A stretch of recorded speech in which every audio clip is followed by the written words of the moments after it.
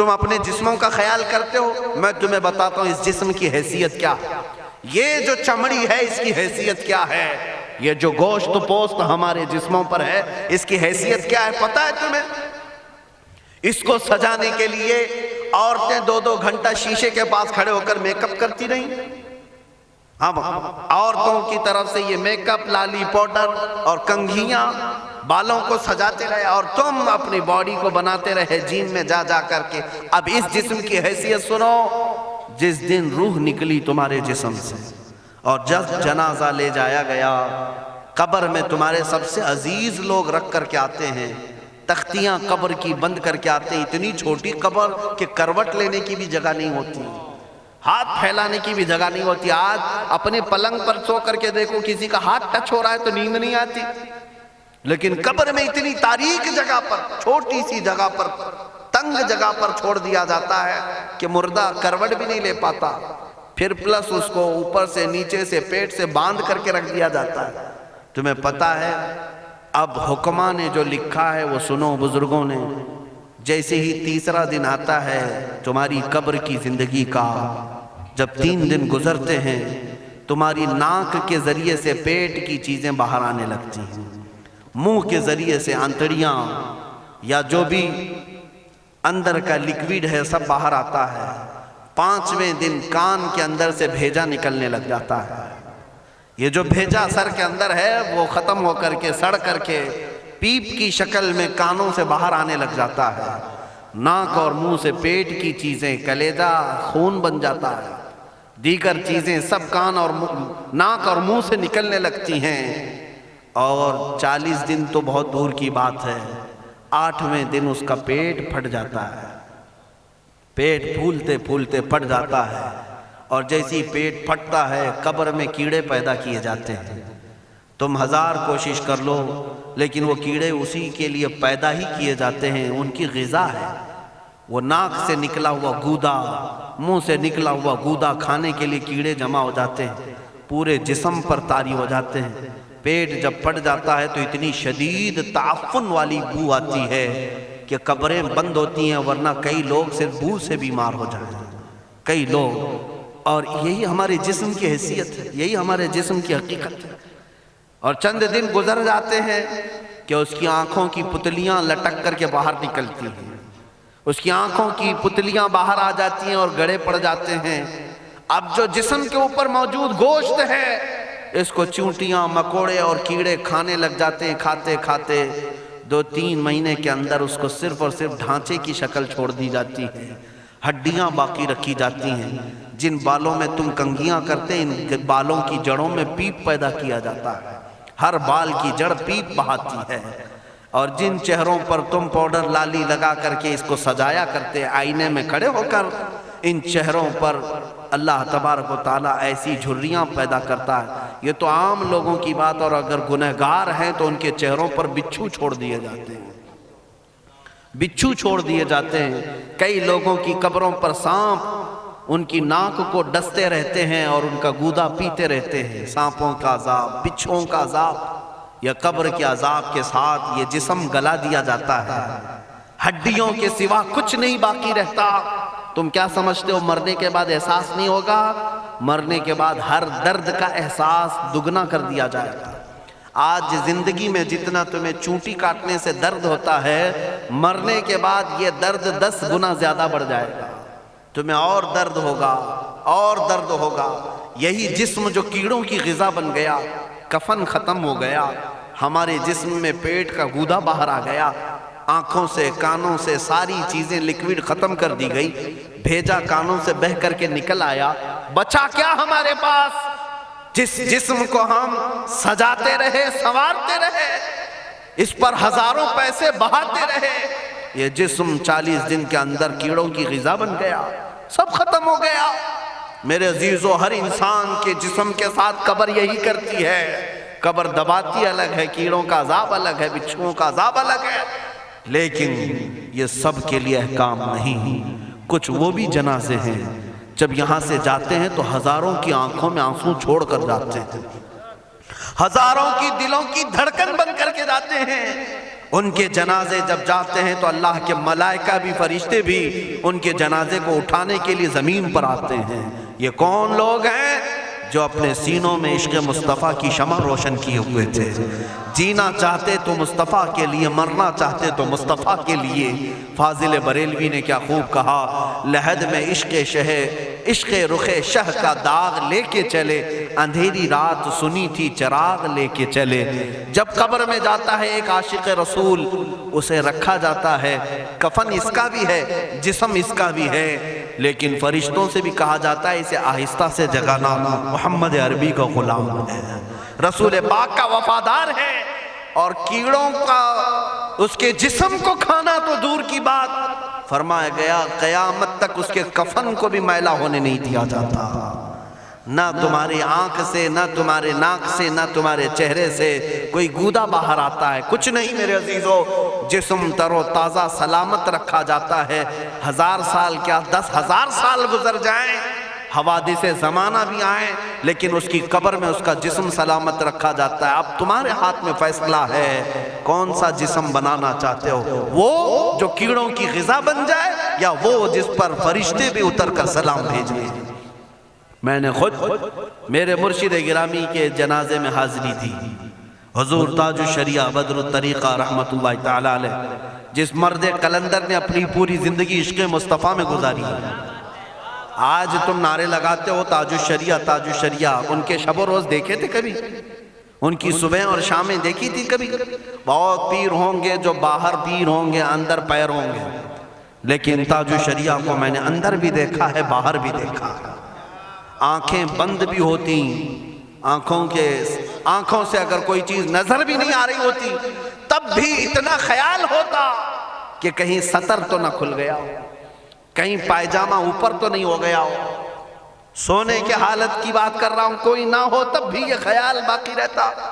کون سا ایسا دن گزرتا جب وہ دلائل الخیرات نہیں پڑھ رہے ہوتے، قصیدہ بردہ شریف نہ پڑھ رہے ہوتے، ہزاروں سفر کی مصروفیات کے باوجود حضور پاک کی محبت کے نغمات میں کوئی کمی نہیں آئی۔ لیکن میں آج آپ کو ایک بات بتا دوں، جب انتقال ہوا وہ جمعہ کی شام تھی، اور ہمارے مردوں کو 6 گھنٹے 10 گھنٹے میں ہم کو قبرستان سپرد کرنا پڑتا، 12 گھنٹے رکھ دیں تب بھی فریج منگوانا پڑ جاتا ہے، اس کے بعد قبرستان کے حوالے کر دیں۔ میرے مرشد گرامی کے انتقال کے بعد 48 گھنٹے رکھے گئے تھے، 48 گھنٹے رکھے گئے، اور اس کے بعد جنازہ پاک کو غسل دے کر لایا گیا۔ یہ فقیر قادری جنازے کی گاڑی میں شریک رہا، حضرت کے قدم پکڑ کر کے میں قبر تک رہا۔ میں آپ کو صرف اس لیے یہ بات عرض کر رہا ہوں کہ جب گاڑی جنازے کی چلتی تھی، میں نے زندگی میں بھی حضرت کے ہاتھ پکڑ کر کے ادھر ادھر چلائے۔ حضرت کے ساتھ جب جانا ہوتا تو بازوؤں کو ہم تھامے ہوتے، ہم کیا چلاتے، ہمیں وہ خود چلا رہے ہوتے، لیکن یہ ہم برکت کے لیے پکڑے ہوتے۔ جو نرم و ملائم جسم تھا، میں نے وفات کے بعد جنازے میں کھڑا ہو کر کے دیکھا، قدموں to پکڑ کر، نہ نرمی میں کمی آئی، نہ ملائم ہونے میں کوئی کمی تھی۔ اور جب گاڑی آگے چلتی تھی،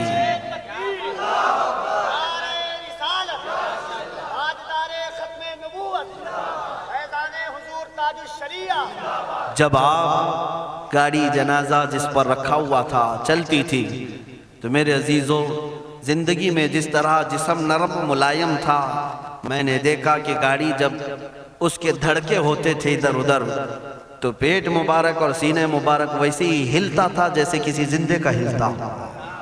ہاتھ پر انگلی رکھے تو خون سرک جائے اور پھر اپنی جگہ پر آ جائے۔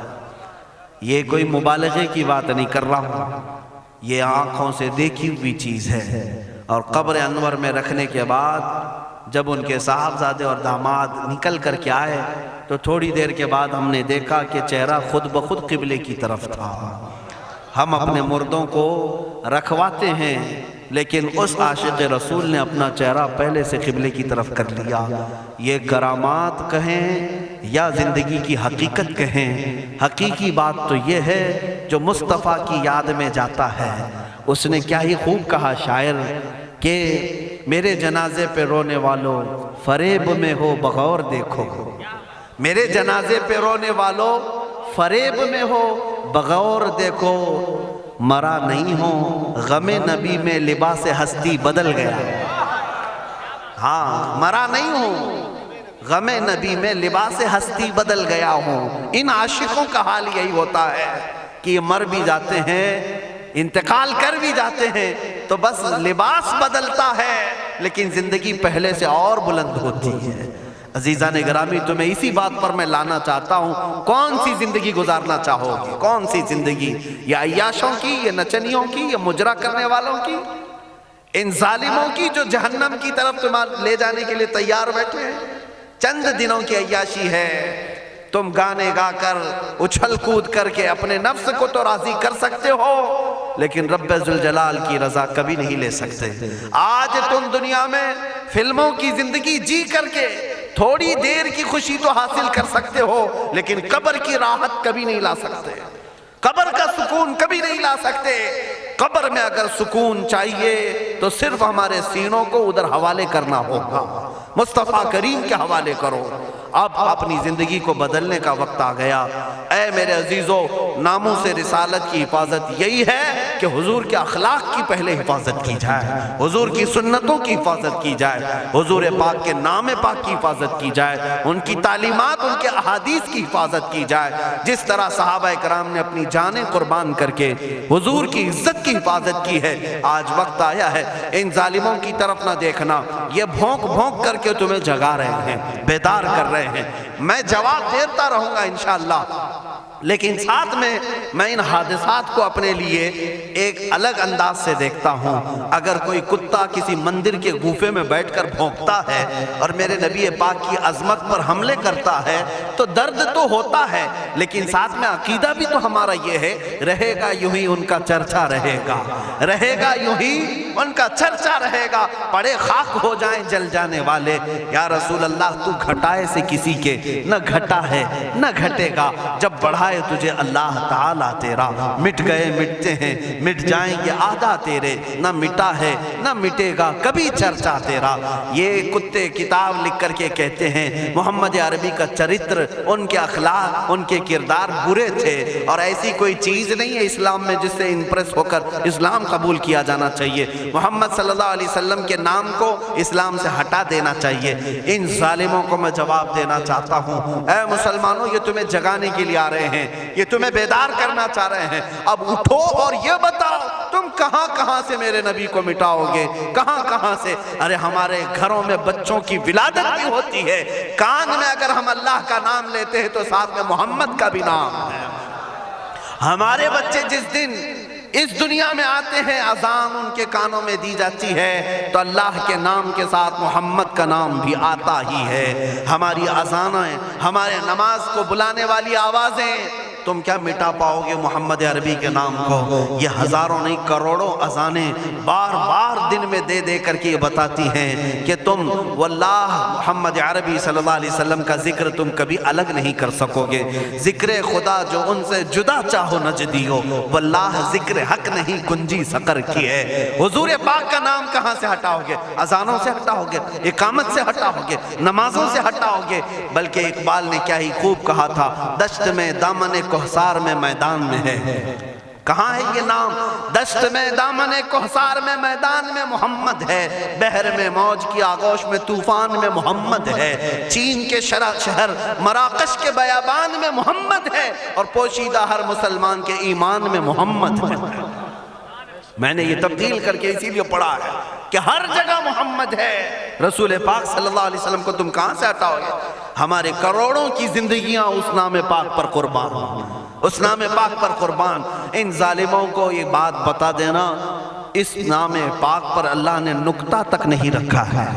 محمد عربی صلی اللہ علیہ وسلم کے نام پاک پر نقطہ تک نہیں، عیب تو بہت دور کی بات ہے۔ اور مٹانے کی بات کرتے ہو، مٹانے کے لیے تم اس کا ایک لفظ تک نہیں مٹا پاؤ گے۔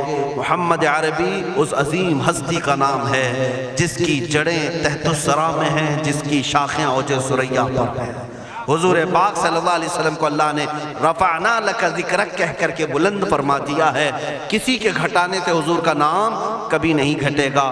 میں عظمت مصطفیٰ کے لیے بارگاہ اعلیٰ حضرت کا سہارا لیتے ہوئے مسلمانوں تم سے یہ بات کہنا چاہوں گا، بتلا دو گستاخ نبی کو غیرت سنی زندہ ہے. ان کے نام پہ مر مٹنے کا جذبہ کل بھی تھا اور آج بھی ہے. تم بھوگتے رہو میرے نبی کی شان پر اور ہم سنی کہتے رہیں گے سب سے اعلیٰ و اولیٰ محمد ہے، سب سے اولیٰ و اعلیٰ محمد ہے، سب سے بالا و والا محمد ہے. دونوں عالم کا دولہا محمد ہے، اپنے مولا کا پیارا محمد ہے. بجھ گئی جس کے آگے سبھی مشعلیں، شمع وہ لے کر آیا محمد ہے. خلق سے اولیاء سے رسول اور رسولوں سے اعلیٰ محمد ہے. ملک کونین میں انبیاء تاجداروں کا آقا محمد ہے. جس کے تلووں کا دھون ہے آب حیات ہے وہ جانے مسیحا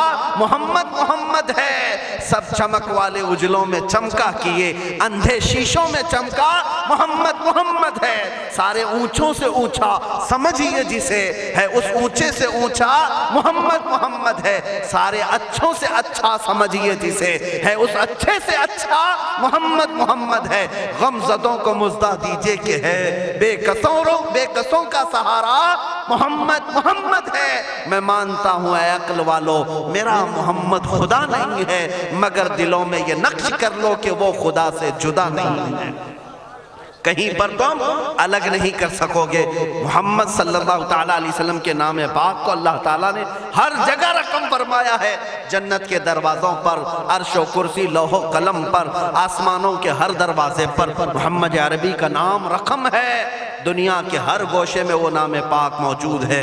ہو نہ یہ پھول تو بلبل کا ترنم بھی نہ ہو، چمن دہر میں کلیوں کا تبسم بھی نہ ہو نہ یہ ساقی تو میں بھی نہ ہو، خم بھی نہ ہو، بزم توحید دنیا میں نہ ہو، تم بھی نہ ہو. خیمہ افلاک کا استادہ اسی نام سے ہے، نبض ہستی تپش آمادہ اسی نام سے ہے. وہ جو نہ تھے تو کچھ نہ تھا، وہ جو نہ ہو تو کچھ نہ ہو.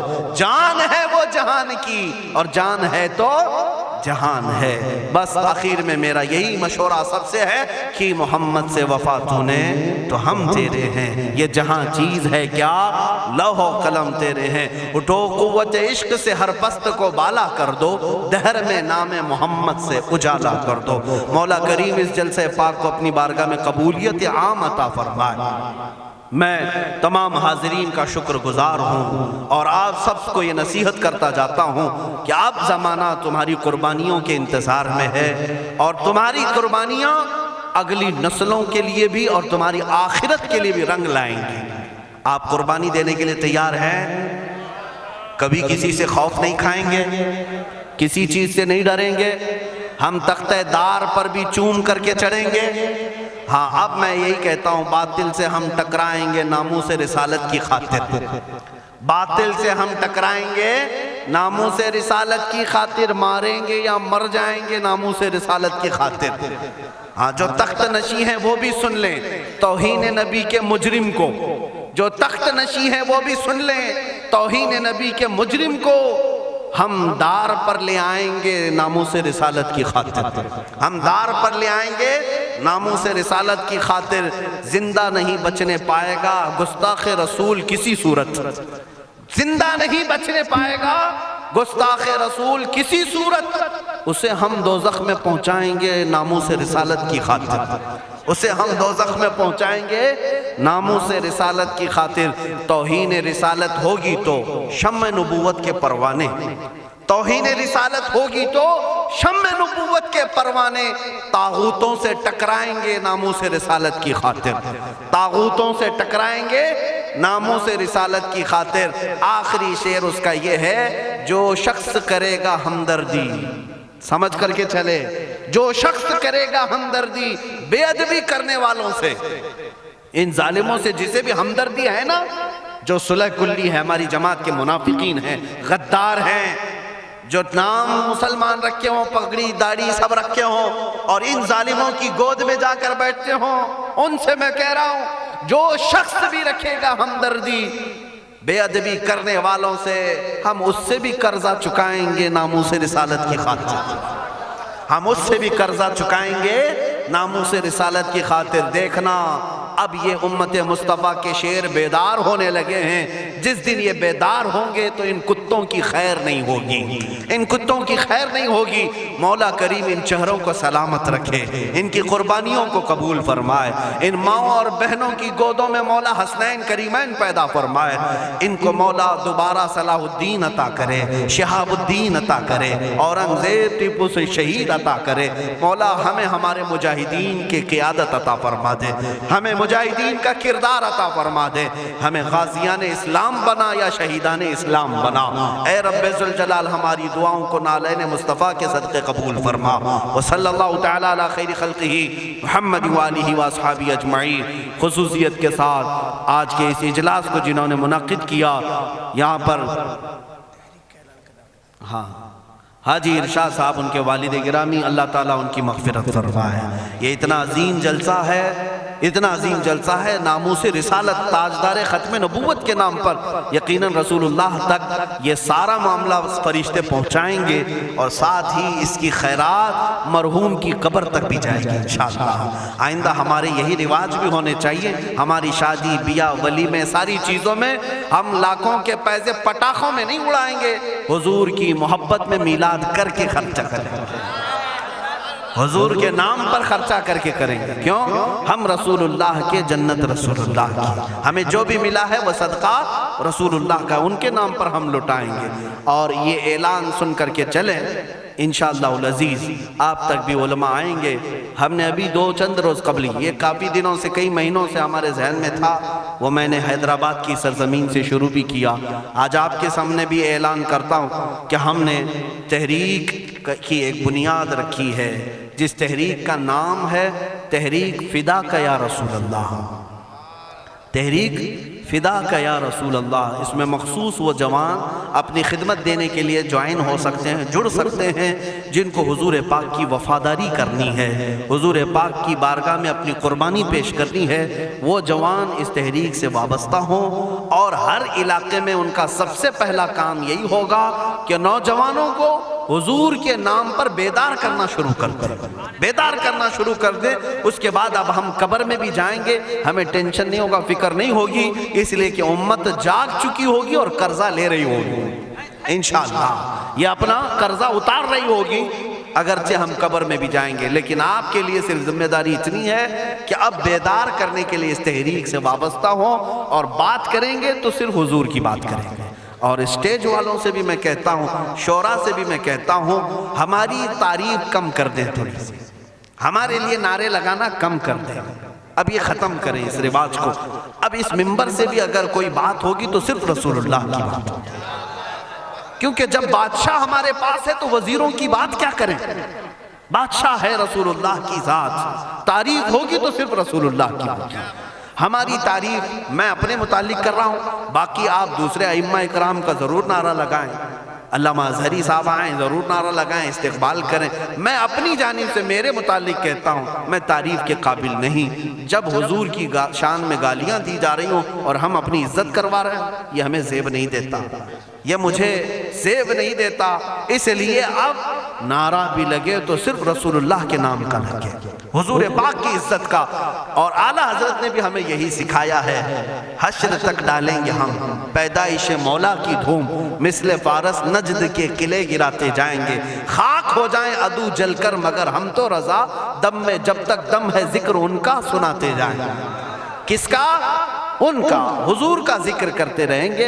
اعلیٰ حضرت کا مشن یہی تھا، ان کا مسلک بھی یہی تھا، انہیں جانا انہیں مانا، نہ رکھا غیر سے کام، للہ الحمد میں دنیا سے مسلمان گیا۔ اعلیٰ حضرت کا قلم کبھی دوسروں کی تعریف نہیں کرتا تھا، کرو مدح اہل دول رضا، پڑے اس بلا میں میری بلا، میں گدا ہوں اپنے کریم کا، میرا دین پارہ نہ نہیں۔ یہ اعلیٰ حضرت کا مسلک ہے، اسی پر ہم سب کو قائم ہونا ہے۔